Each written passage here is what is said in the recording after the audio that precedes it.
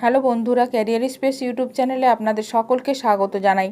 আশা করি আপনারা সবাই ভালো আছেন। আজকে এই মুহূর্তে আপার প্রাইমারি শিক্ষক নিয়োগ সংক্রান্ত যে বিরাট বড় আপডেট উঠে এসেছে, বিস্তারিত সেই সম্পর্কে আলোচনা করব। তাই ভিডিওটি অবশ্যই শেষ পর্যন্ত দেখবেন নিয়োগ সংক্রান্ত অনেক নতুন নতুন আপডেট পাওয়ার জন্য। যারা চ্যানেলে নতুন তারা চ্যানেলটিকে সাবস্ক্রাইব করে পাশে থাকা বেল বাটনে প্রেস করে অল নোটিফিকেশানটিকে অন করে রাখবেন, কারণ এমন ধরনের লেটেস্ট আপডেট নিয়ে এই চ্যানেলে সবসময় ভিডিও আপলোড করা হয়ে থাকে। উচ্চ প্রাথমিকের সুপার নিউমেরারি পদে নিয়োগ স্থগিতই।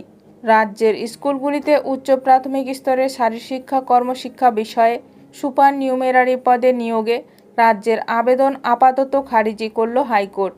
বস্তুত এই দুই বিষয়ে নিয়োগের ক্ষেত্রে অন্তর্বর্তী স্থগিতাদেশের মেয়াদ বাড়ালো হাইকোর্ট। স্থগিতাদেশের ওই নির্দেশ প্রত্যাহারের জন্যে রাজ্য আবেদন করেছিল। বুধবার বিচারপতি বিশ্বজিৎ বসুর নির্দেশ, মামলার নিষ্পত্তি না হওয়া পর্যন্ত নিয়োগে অন্তর্বর্তী স্থগিতাদেশ বহাল থাকবে। এই সময়ের মধ্যে কোনো নিয়োগপত্র দিতে পারবে না মধ্যশিক্ষা পর্ষদ। 18 জুন হবে পরবর্তী শুনানি। উচ্চ প্রাথমিকের শারীরশিক্ষা এবং কর্মশিক্ষা বিষয়ে ওয়েটিং লিস্ট থেকে নিয়োগ করতে চেয়ে অতিরিক্ত শূন্যপদ সুপার নিউমেরারি পদ তৈরি করেছিল রাজ্য। রাজ্যের বক্তব্য ছিল 2022-এর 18 নভেম্বর এই বিষয়ে অন্তর্বর্তী স্থগিতাদেশ জারি করেছিল হাইকোর্ট। সুপ্রিম কোর্টে অতিরিক্ত শূন্যপদ নিয়ে মামলা বিচারাধীন থাকায় কলকাতা হাইকোর্ট একাধিকবার শুনানির দিন পিছিয়ে দেয়। একই সঙ্গে অন্তর্বর্তী স্থগিতাদেশের মেয়াদও বাড়াতে থাকে। রাজ্যের দাবি, 2023-এর 10 নভেম্বর শেষবারের জন্যে এই অন্তর্বর্তী স্থগিতাদেশের মেয়াদ বাড়ানো হয়েছিল। 2024-এর 30 এপ্রিল পর্যন্ত এই স্থগিতাদেশ বহাল থাকবে বলে জানানো হয়েছিল। তারপরে আর এই অন্তর্বর্তী স্থগিতাদেশের মেয়াদ বাড়ানো হয়নি, ফলে এখন আর কোনো স্থগিতাদেশ নেই। সরকারিভাবে এই স্থগিতাদেশ তুলে নেওয়ার আবেদন জানায় রাজ্য। যদিও মামলাকারীদের দাবি, যেহেতু সুপ্রিম কোর্টে মামলা বিচারাধীন ছিল, তাই তাদের ধারণা ছিল যে কলকাতা হাইকোর্ট শুনানির দিন পিছনোর পাশাপাশি অন্তর্বর্তী স্থগিতাদেশেরও সময়সীমা বাড়িয়েছে।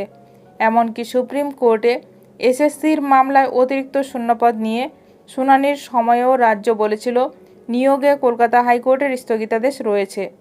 তাই সবাই এই ধারণার মধ্যেই ছিল যে অন্তর্বর্তী স্থগিতাদেশ রয়েছে। রাজ্য নতুন যে আবেদন করেছে সেখানেও তারা স্থগিতাদেশ প্রত্যাহারের কথাই বলেছে।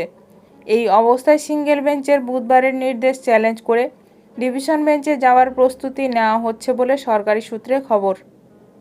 এখন দেখার রাজ্য সরকার এ নিয়ে আরও কি গুরুত্বপূর্ণ পদক্ষেপ গ্রহণ করেন। আপার প্রাইমারি শিক্ষক নিয়োগ সংক্রান্ত সমস্ত রকমের আপডেট সবার প্রথমে পেতে এখনই আমার চ্যানেলটি সাবস্ক্রাইব করে রাখুন। ভিডিওটি ভালো লাগলে অবশ্যই লাইক করবেন। আজকের ভিডিওটি এখানেই শেষ করলাম। নতুন কোনো আপডেট নিয়ে দেখা হবে নেক্সট ভিডিওতে।